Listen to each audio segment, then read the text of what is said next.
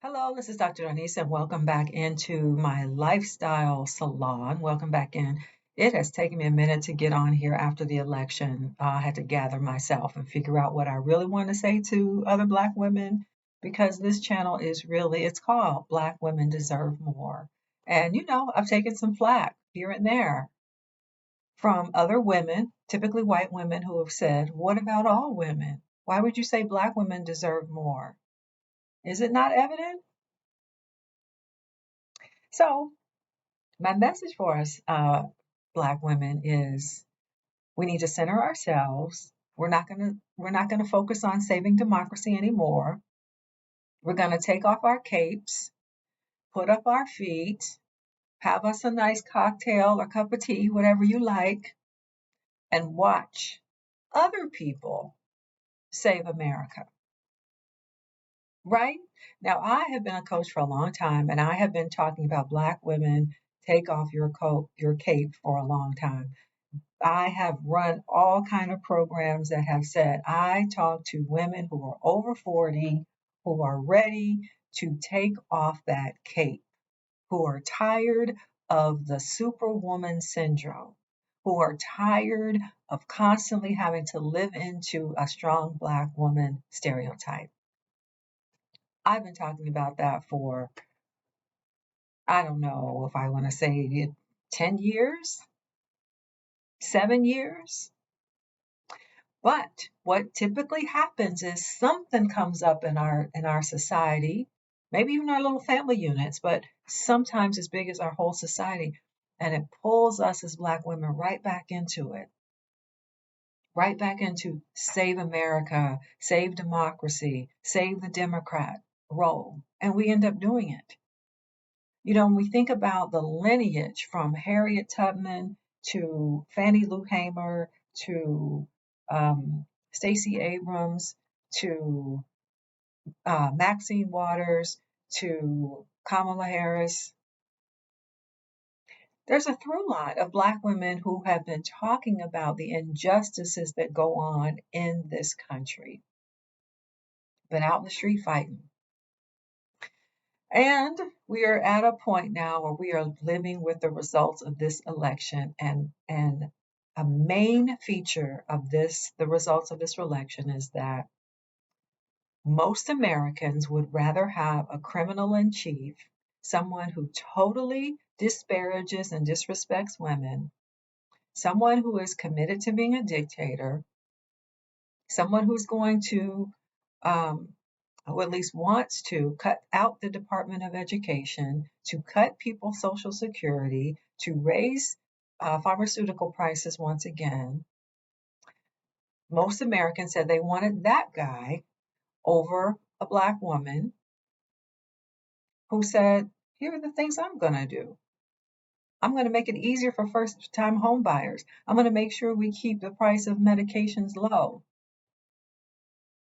Right? She said, I'm not going to penalize people because they're trying to come into our country, right? We're going to deal with immigration, but we're not going to just round people up by race or ethnicity. Sounds very Nazi like. But again, America has spoken.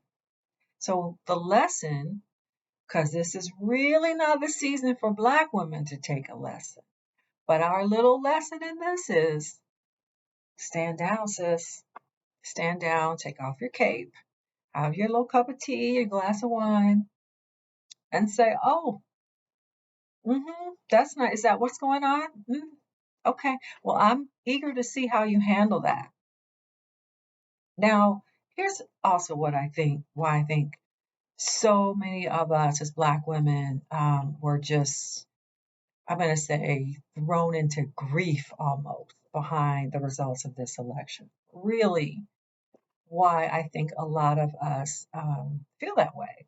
Because it's not just this election. I mean, largely it is this election because of what can potentially happen to our nation.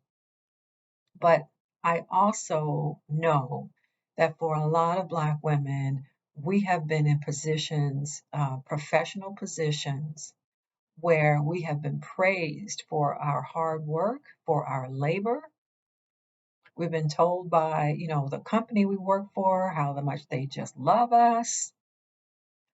But when it comes time to getting the promotion, getting the raise, getting the public accolades that you've already earned, you don't get it. And I know there are so many Black women who related to that because we've all had that in our lives where we gave our all and some. We worked really hard. We did all the things we were supposed to do. We got all the degrees we were supposed to get. We showed up, we showed out, we excelled, we did all the things. But when it came time for that promotion, for the raise, for whatever the next stage was, no, a white person got it. Just flat out. And then the Black woman was asked to train that person. So I know a lot of us have been in that situation. I'd be interested in your comments. Have you been in a situation in your workplace over the years of you working where that's happened to you, where you worked and you worked and worked and you didn't get what should have come as a result of all your hard work?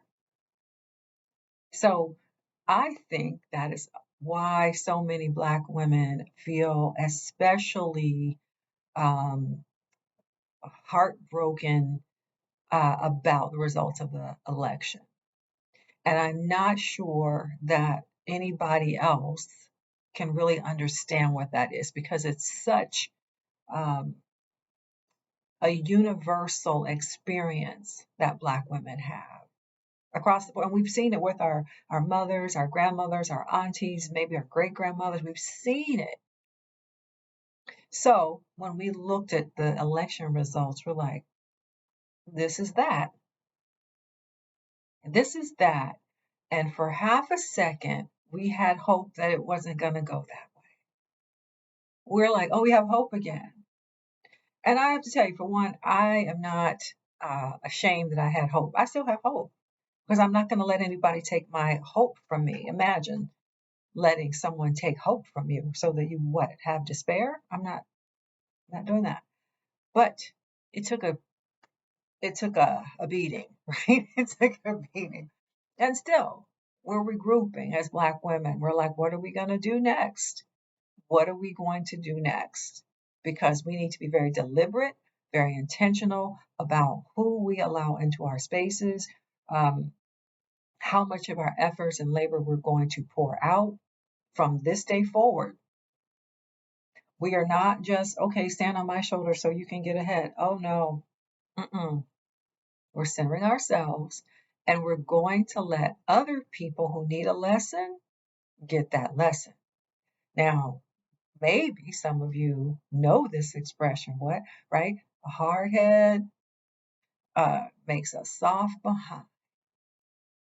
A hard head makes a soft behind. But one way or the other, you will get this lesson.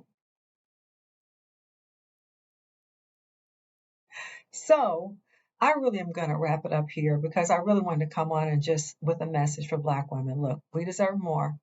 We deserve more than we've been getting in this country for all of the labor that we have provided, all of the guidance, all of the ways in which we have been out here saving democracy.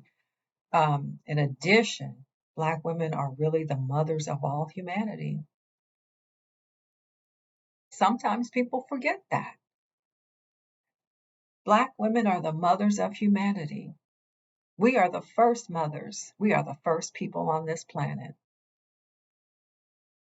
And on the plantation, throughout slavery, throughout the whole slave trade, white women said, here, you nurse my baby. She didn't want her breastises to fall, right? She still wanted to be perky. So she said to Black women, here, you nurse my babies. And so Black women nursed white babies. Black women have been nursing white babies metaphorically since the beginning of humanity. I just want you to let that sit. Black women have been nursing humanity since the beginning of humanity.